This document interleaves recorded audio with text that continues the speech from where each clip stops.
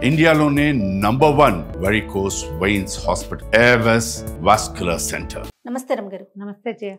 రమగారు, మనకి పితృపక్షాలు ఉన్నాయి. 8వ తారీఖు నుంచి ఉన్నట్లున్నాయి కదండి. పితృపక్షాలకి ఏం చేయాలి, అసలు పితృపక్షాలు అంటే ఏంటి ఒక్కసారి? లోక సామాన్యంగా అందరూ చేసుకునేవి కాదు, ఆ విధానం అలవాటు ఉన్న వాళ్ళు చేస్తారు. ఓకే, ఎవరైనా చేసుకోగలిగే ఒక వ్యవహారం ఇందులో ఉంది, అది కూడా చెప్దాం. ఇప్పుడు ఈ పౌర్ణమి నుంచి, అంటే భాద్రపద శుద్ధ పౌర్ణమి, దాన్నే మహాలయ పౌర్ణమి అని కూడా అంటారు. దాని పక్క నుంచి మహాలయ పక్షాలు, మహాలయ పక్షాలు అంటారు. మహాలయ పక్షము, పక్షం అంటే 15 రోజులు. వినాయక చవితి నిమజ్జనోత్సవాలు అవి అయిపోయాక పౌర్ణమితోటి, పౌర్ణమి నాడు ఈసారి ఏమో మనకి ఇదొచ్చింది, గ్రహణం వచ్చింది కదా, తెల్లవారిన దగ్గర నుంచి పితృపక్షాలు ప్రారంభం అవుతాయి.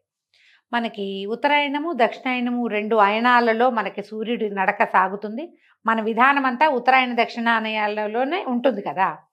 ఉత్తరాయణం అంతా దేవతల కాలం, దక్షిణాయనము పితృదేవతల కాలంగా చెప్పబడుతుంది. ఉపాసనా బలం, ఉపాసనలు అవసరం. ఈ ఉపాసనలు చేయవలసిన కాలంలోనే ఈ పితృదేవతల పక్షాలు కూడా వచ్చినాయి. ఈ పితృదేవతలు ఎవరు? మన ప్రతివాడికి మన తాత ముత్తాతల్ని పితృదేవతలు అనుకోవాలి మనం.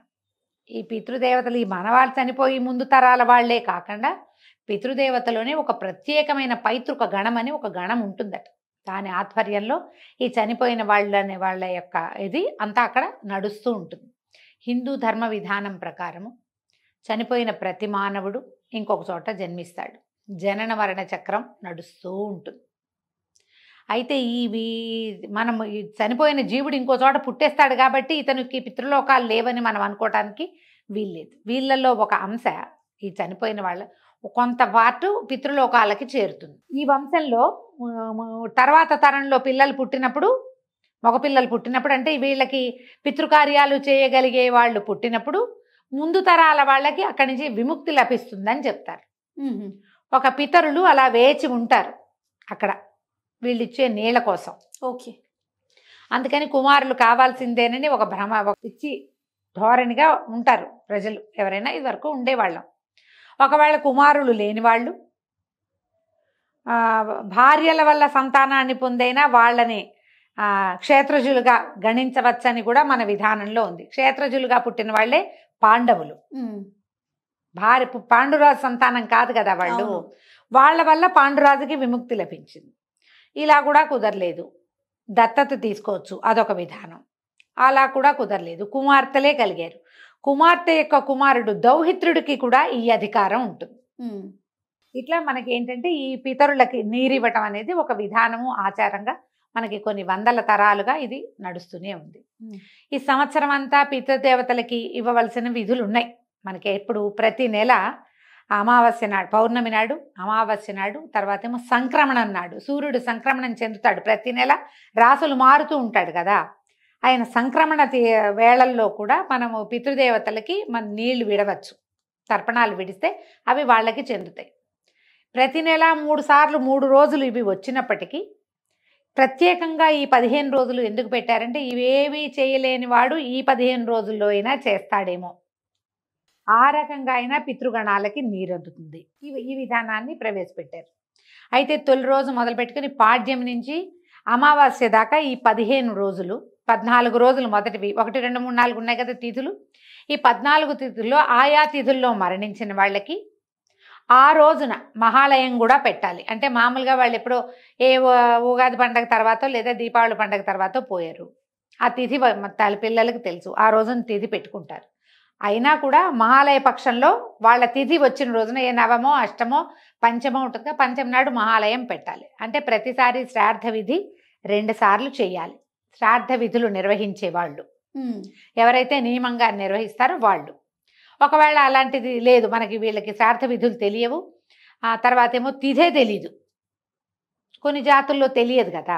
ఈ తెలియని వాళ్ళు ఏం చెయ్యొచ్చు, సంవత్సరంలో 2 సార్లు ఈ విధులు నిర్వహించేందుకు అవకాశం పెట్టారు. తెలియని వాడు కూడా ఎప్పుడు చేస్తారు, ఒకటేమో మన మకర సంక్రమణానికి పెద్దల రోజులు అని చెప్తారు, ఆ రోజున సంక్రమణం నాడు పెద్దలకి పెట్టుకోవచ్చు ఒకటి. రెండోది ఈ మహాలయ అమావాస్య నాడు కూడా పెద్దవాళ్ళకి పెట్టుకోవచ్చు. ఈ 2 రోజు పెతరామాస అంటారు, పెత్రామాస అని రాస్తారు. పితృ అమావాస్య, ఓకే. పెతరామాస అంటారు. ఈ 2 రోజుల్లో ఎప్పుడైనా సరే పెద్దవాళ్ళని తలుచుకుని వాళ్ళ కోసం వాళ్ళ విధానాన్ని బట్టి తర్పణాలు, నువ్వులు పట్టుకుని నువ్వులతోటి నీళ్లు విడిచిపెడతారా, ఎక్కడైనా నదికి వెళ్ళి నదిలో తర్పణం విడిచిపెడతారా, లేకపోతే బ్రాహ్మణులకు ఎవరికైనా మోయనివ్వటము, ఆ తర్వాత పొత్తర్లు ఇవ్వటము, మన స్వయం పాకం ఇవ్వటము, ఇలాంటి ఏ విధానాన్ని మీ ఇళ్లలో అవలంబించే పద్ధతి ఉంటుందో, మీ మీ సమూహంలో ఏం చేస్తారో ఆ పద్ధతి ప్రకారం ఈ రోజున చేసుకోవచ్చు. దీనివల్ల మన ముందు పితరులైనటువంటి మరణించిన తండ్రి గారు కానీ, మరణించిన తండ్రి కానీ, తాత కానీ, ముత్తాతకి కానీ ఇవి ఇవ్వడం వల్ల, వారి పేరుతోటి ఇవ్వడం వల్ల మనకి తర్వాత తరాల్లో సంతానాలు కలుగుతాయి. మన తర్వాత తరాల మీద, మన జనరేషన్స్ మీద పితృదేవతల అనుగ్రహం ఉంటుంది. ఈ పితృదేవతల తాలూకు శాపాల వల్ల, వాళ్ళకి నీళ్లు ఏమి ఇవ్వకపోవటం వల్ల, వాళ్ళని తలుచుకోకపోవటం వల్ల తర్వాత జనరేషన్స్లో అనారోగ్యాలు, సంతానం కలక్కపోవటము, సంతానం ఎక్కి రాకపోవటము లాంటి సమస్యలు ఉండొచ్చు. ఇవాళ రేపు పితృదోషాలు అనే వాక్యాలు బాగా వింటున్నాం. పితృదోషాలు ఎప్పుడూ ఉన్నాయి, ఇప్పుడు తెలుసుకుంటున్నారు బాగా. పితృదోషం ఉంది అంటే అదేదో ఊరెళ్ళి పూజ చేయాలి, ఇదేదో ఊరెళ్ళి పూజ చేసుకోవాలి, అక్కడంత ఖర్చు పెట్టాలి, గైకెళ్ళి శ్రార్థం చేయాలి, బోల్డని చెప్తారు. అవన్నీ చేయగలిగితే చేసుకోవటం. లేకపోతే మీరు అమావాస్య నాడు కనుక మీ మరణించిన తండ్రులకి, తాతగారు అమావాస్య మరణిస్తే తండ్రి గారు చేయాలి. తండ్రి ఉంటే కుమారులు తాతగారికి నీళ్ళు ఇస్తాం లాంటివి అనకూడదు. తండ్రులు ఉన్న వాళ్ళెవ్వరికీ ఈ పితృదేవతారాధనకి అవకాశం లేదు, అర్హత లేదు. తండ్రికి తలకొరివి పెట్టిన వాళ్ళైతే గనక తండ్రికి, తాతగారికి, ముత్తాతగారికి 3 పేర్లు చెప్పి ఈ నీరు ఇవ్వవచ్చు. దీనికి ఏంటంటే ఎవరిదైనా ఖచ్చితంగా బ్రాహ్మణుల సహాయం కావాలి. వారి సహాయంతో తండ్రి గారి పేరు, తాతగారి పేరు, ముత్తాతగారి పేరు చెప్పి వారి గోత్రనామాలతోటి వాళ్ళకి పిండ ప్రదానం చేయొచ్చు. ఒకవేళ పిండ ప్రదానం లాంటి పెద్ద పనులు కుదరకపోతే నీళ్లు వదిలిపెట్టచ్చు. అది కూడా కుదరకపోతే ముందు మనం చెప్పుకున్నట్టుగానే పొత్తర్లు ఇవ్వటమో, స్వయం పాకం ఇవ్వటమో చేయొచ్చు. ఒకవేళ ఆడపిల్లలే ఉన్నారు, పిల్లలకి చేత అవి చేయించలేరు మీరు. మా నాన్నగారు పోయారండి, మా నాన్నకి మరి లభించవు కదా, కొడుకులు లేరు, మేము ఎట్లా పెట్టాలి అని ఆడపిల్లలు చాలామంది చాలా ఆస్థతోటి ఉంటారు. పాపం తండ్రి చదువు చెప్పిస్తారు, పెళ్ళిళ్ళు చేస్తారు, లక్షణమైన సంబంధాలు చూసి పురుళ్ళు పోస్తారు, తల్లిదండ్రి గతిస్తారు, లేదా తండ్రే గతిస్తారు, తల్లి ఉంటుంది. వీళ్ళకి ఏం చెయ్యలేదన్న బాధగా ఉంటుంది. ఇవి వింటూ ఉంటే బాధగా ఉంటుంది, అయ్యో మా నాన్నకి ఏమీ లభించట్లేదే అని. ఏం పర్వాలేదమ్మా, మీరు కూడా మీ నాన్నగారి గోత్రనామాలు చెప్పి ఎవరికైనా మీరు స్వయం పాకం ఇచ్చినా కూడా పనికొస్తుంది. మీ కుమారులు పెద్దవాళ్ళు అయ్యాక ఏ కాశీకో గయకో ఎక్కడికైనా వెళ్ళినప్పుడు తాతగారి పేరుతోటి తర్పణాలు విడిపిస్తే సింపులే, అదేం పెద్ద వ్యవహారం ఏం కాదు, చేయొచ్చు. అట్లా ఎవరైనా ఇది చేయొచ్చు. ఓకే. ఇవి ఏంటంటే ఇది పండగ అని కాదు, పితృకార్యం అనేది ఏంటంటే ఇది ఒక ప్రత్యేకమైన విషయం. మనకి భారతీయులకి చాలా కర్మ సిద్ధాంతాన్ని నమ్ముతాం మనం. కర్మ సిద్ధాంతాలతో పాటుగా 3 రుణాలు ప్రతివాడు తీర్చుకోవాలి. దేవరుణం, ఋషి రుణం, పితృరుణం. ఈ 3 రుణాలు తీర్చుకోవాలి. దేవరుణ, ఋషి రుణాలు తీరుతూ ఉంటాయి. పితృరుణం అంటే బ్రతికి ఉన్న తండ్రిని చూడడం ఎంత ముఖ్యమో, బ్రతికి ఉన్న తండ్రి తాతల్ని చూసుకోవటం, మరణించిన తండ్రి తాతల్ని తలుచుకోవడం కూడా అంతే ముఖ్యం. వాళ్ళు లేరు కాబట్టి మేమేం చెయ్యం అని అనుకోవద్దు. మీ నాన్నగారి పేరు మీద ఎవరికైనా ఒక వస్త్రం ఇవ్వండి, నాన్నగారి పేరు మీద ఒక ముద్ద అన్నం పెట్టండి, ఎవరికైనా ఒక 10 రూపాయలు ఇవ్వండి, కూరలు కొనిపెట్టండి, కనీసం కూరగాయలు అవి చేసినా తండ్రి గారికి రుణం తీర్చుకున్నట్టే. ఆ అవకాశాన్ని మనకి ఏడాదికోసారి 15 రోజుల పాటు విస్తారంగా లభిస్తుంది. మీకు తిథులు తెలిసినాయా, తిథి ప్రకారం ఆచరించండి.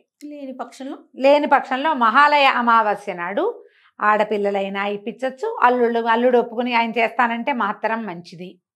లేదా అది కుదరదు, మీరే పొత్తర్లు ఇచ్చుకోండి.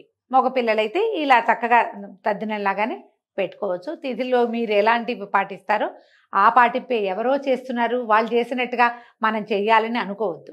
వాళ్ళ విధానం, మన విధానం ప్రకారం ఈ పితృరుణాన్ని తీర్చుకునే అవకాశాన్ని తీసుకోండి. ఇంతే మన పితృపక్షాలు. ఈ పితృపక్షాలు 15 రోజులు అయ్యాక ఇంకా పండగలు మొదలే. అవును, అది నమస్తే రమగారు. నమస్తే జయ.